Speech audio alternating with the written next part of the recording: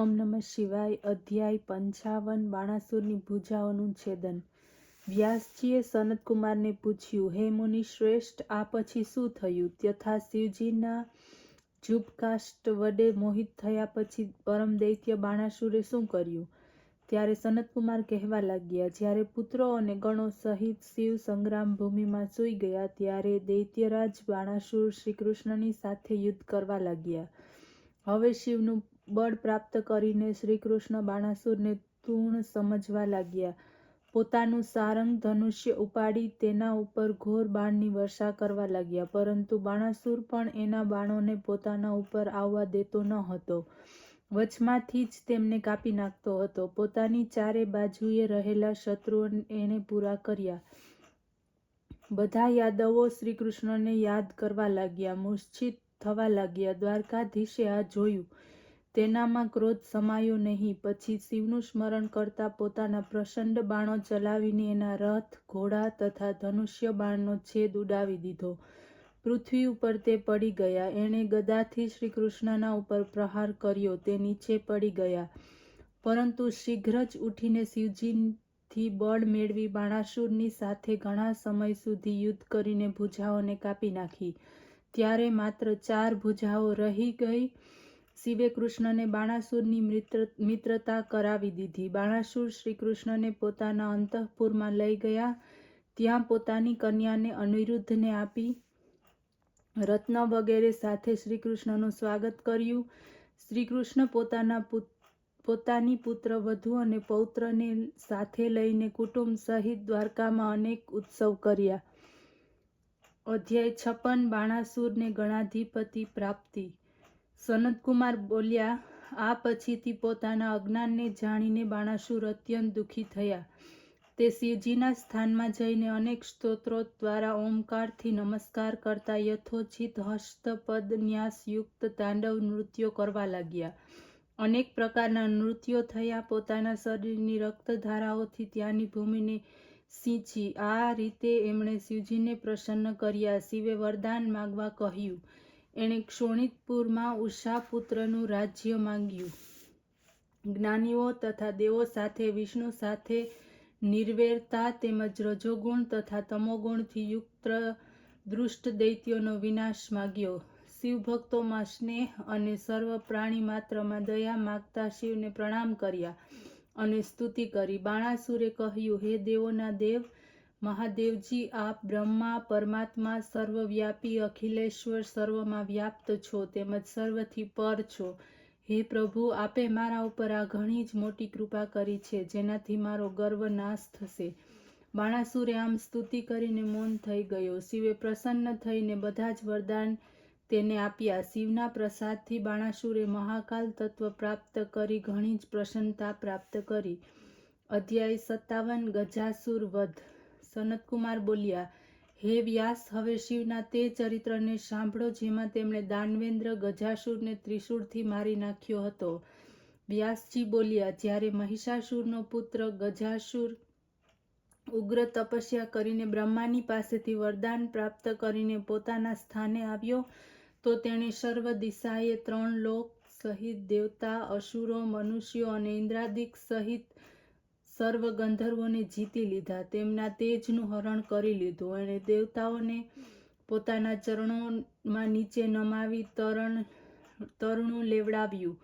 સર્વોને પ્રચંડ આજ્ઞા કરીને મહેન્દ્ર પર્વત ઉપર જઈને ક્રીડા કરવાનો આરંભ કર્યો. હવે તે વિષય લોલુપ થઈ ગયો. શાસ્ત્રોનું ઉલ્લંઘન કરી પોતાની બુદ્ધિને પાપિષ્ટ કરી પૃથ્વી ઉપર જેટલા તપસ્વી બ્રાહ્મણ હતા તેમને મહિષાસુરનો પુત્ર કષ્ટ આપવા લાગ્યો. આ રીતે જ્યારે તે કાશીનગરમાં આવ્યો તો એનાથી પરાજિત ઇન્દ્ર વગેરે બધા દેવતાઓ ભાગીને શિવના ચરણે ગયા, પ્રણામ કર્યા, સ્તુતિ કરી. ત્યારે શિવ ગુસ્સે થયા. હાથમાં ત્રિશૂળ લઈને એ દૈત્યને મારવા માટે ચાલ્યા. એણે શિવની સાથે ભયંકર યુદ્ધ કર્યું. તલવાર લઈને શિવના ઉપર પ્રહાર કરવા તે દોડ્યો. શિવે ત્રિશૂળ ઉઠાવ્યું. એ માથું ઉતારી લીધું. છેદનને પ્રાપ્ત ગજાસુર તો શિવને પોતાના છત્ર રૂપ માનીને સ્તુતિ કરવા લાગ્યો. શિવજી શીઘ્ર જ પ્રસન્ન થયા. એને વરદાન આપવા લાગ્યા. એણે કહ્યું, જો આપ પ્રસન્ન છો તો મને મારી નાખી મારા આ શરીરના ચર્મ વડે આપ કૃતિવાસ થાઓ. આ પ્રમાણેનું દૈત્યનું વચન સાંભળીને શિવ તો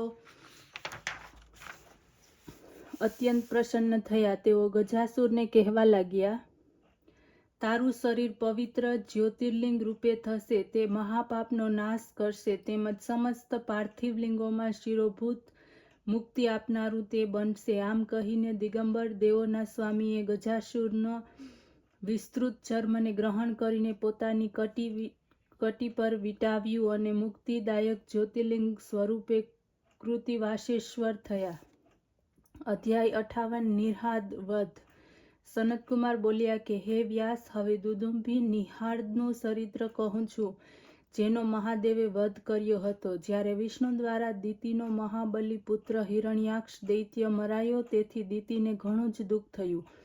ત્યારે દુદુંભી નિહાળદે આવીને દિતિને ઘણું જ આશ્વાસન આપ્યું. તેમને દેવતાઓનો પરાજય કેવી રીતે થાય એનો વિચાર કર્યો. એણે કહ્યું, આમાં બ્રાહ્મણો જ મૂળ કારણ છે. દુદુંભી નિહાળદી બ્રાહ્મણોનો સંહાર કરવાની ઈચ્છા કરી, કારણ કે દેવતાઓનો તો ભોગી છે અને યોગ તો વેદોથી ઉત્પન્ન થાય છે, તથા બ્રાહ્મણ એનો આધાર છે. આ પ્રમાણે દેવતાઓને બ્રાહ્મણોનું બળ છે. સંપૂર્ણ વેદ તથા ઇન્દ્રાદિ દેવતા બ્રાહ્મણોના આધારે જ બલિષ્ઠ છે. બ્રાહ્મણો નાશ પામશે તો વેદ આપોઆપ નાશ પામશે. યજ્ઞનો નાશ થતાં દેવતા ભોજન રહિત થશે, ત્યારે તેમને સાચે જીવતી લેવાશે. દુદુંભી નિહાળદે કાશીમાં આવીને બ્રાહ્મણોને મારવા લાગ્યો. જે બ્રાહ્મણો કુશ અને સમાધિઓ લેવા વનમાં જતા, તેમને આવીને નિહાળદે આરોગી જતો. ક્યારેક તો જળચર બનતો. માયાવી રૂપ દૈત્ય ક્યારેય પણ દેવતાઓની દ્રષ્ટિમાં આવતો ન હતો. દિવસે તો મુનિઓની માફક ધ્યાન લગાવીને મુનિઓના મધ્યમાં બેસી જતો અને રાત્રિમાં બ્રાહ્મણોની પર્ણશાળાઓમાં પ્રવેશ કરીને નિર્જન જોઈને વાઘરૂપે કરીને બ્રાહ્મણોને ફાડી ખાતો. આ રીતે તે દૃષ્ટે ઘણા બ્રાહ્મણોને મારી ખાધા. એક સમયે શિવરાત્રિમાં એક શિવભક્ત શિવજીની પૂજા કરીને ધ્યાન કરતો હતો. ત્યારે તે દૈત્ય વાઘનું રૂપ ધારણ કરીને ત્યાં આવ્યો, પરંતુ શિવભક્તને ખાઈ ન શક્યો. આવા દુષ્કૃત્યથી ભગવાન શંકર ગુસ્સે ભરાયા અને એના વધની ઈચ્છા કરી. પછી તો ભક્ત વત્સલ ભગવાન શંકર ભક્તના રક્ષણના હેતુથી બ્રાહ્મણ પૂજિત શિવજી લિંગથી ત્યાં જ પ્રગટ થયા. ત્યારે શિવજીને પ્રગટ થયેલા જોઈને તે દૈત્ય પોતાના સ્વરૂપને પર્વત જેવું મોટું બનાવી દીધું, પરંતુ શિવે તો એક મુષ્ટિક પ્રહારમાં જ એના જીવનનો અંત કરી દીધો. એની ભયાનક ચીસથી આકાશ વ્યાપ્ત થઈ ગયું. મુનિઓ જય જય શબ્દ બોલીને શિવની સ્તુતિ કરવા લાગ્યા. જે કોઈ મનુષ્ય આ વ્યાઘેશ્વરના ચરિત્રને સાંભળે છે અથવા અન્યોને સંભળાવે છે, તે પોતાના સર્વ મનોરથોને પ્રાપ્ત કરે છે. એનાથી સર્વ દુઃખો દૂર થાય છે, અંતે મોક્ષનો ભાગી થાય છે. અધ્યાય 59 વિદલ અને ઉત્પલનો વધ. સનતકુમારે કહ્યું, હે વેદવ્યાસ, હવે હું તમને વિદલ અને ઉત્પલ નામધારી દૈત્યોની વિનાશ કથા સંભળાવું છું.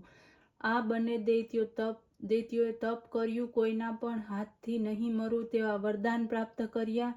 આ પ્રમાણેના વરદાનથી તેઓને અભિમાન આવી ગયું. પોતાની ભુજાઓના બળથી સમગ્ર બ્રહ્માંડને જીતીને પોતાના વશમાં કરી લીધું. પછી બધા દેવતાઓને પણ યુદ્ધમાં પરાસ્ત કર્યા. હારેલા દેવતાઓ બ્રહ્માની પાસે ગયા અને પોતાનું દુઃખ કહી સંભળાવ્યું. આ સાંભળીને બ્રહ્મા બોલ્યા કે હે દેવતાઓ, આપ બંને દૈત્યો જગત જનની પાર્વતીથી માર્યા જશો.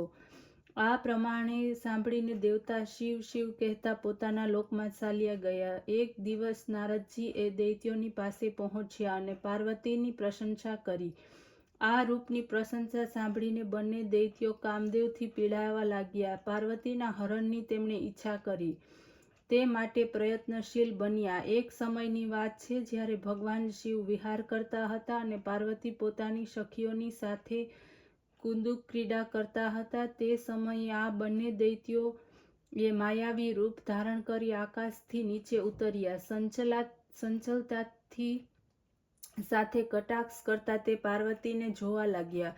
ત્યારે જ મહાદેવજી જાણી ગયા કે આ બંને દૈત્ય છે અને માયાથી તેણે મારા આ ગણોના રૂપ લીધા છે. આ વાતનો ઈશારો તેમણે પાર્વતીને કરી દીધો. ત્યારે પાર્વતીએ રમતમાં જ કંદુકને દૈત્ય તરફ ફેંકેલો. દડો વાગતા જ બંને દૈત્યો ચક્કર ખાઈને નીચે પડી ગયા અને તેમના પ્રાણ નીકળી ગયા. ત્યારે કંદુક લિંગરૂપ બની ગયો. જયેષ્ઠેશ્વર પાસે કંકુદેશ્વર નામથી તે સ્થાન પ્રસિદ્ધ થયું. શિવલિંગના પ્રાગટ્યને કારણે વિષ્ણુ, બ્રહ્માદિ સર્વ દેવતા ત્યાં આવ્યા. ભગવાન શંકરને પ્રણામ અને સ્તુતિ કરી પ્રસન્ન કર્યા. ભગવાન શંકરની પાસેથી વરદાન મેળવી તેઓ પોતપોતાના લોકમાં ચાલ્યા ગયા. ઇતિ શ્રી શિવ મહાપુરાણમાં શ્રી રુદ્ર સંહિતા યુદ્ધખંડ પૂર્વાર્ધ સંપૂર્ણ. ઓમ નમઃ શિવાય.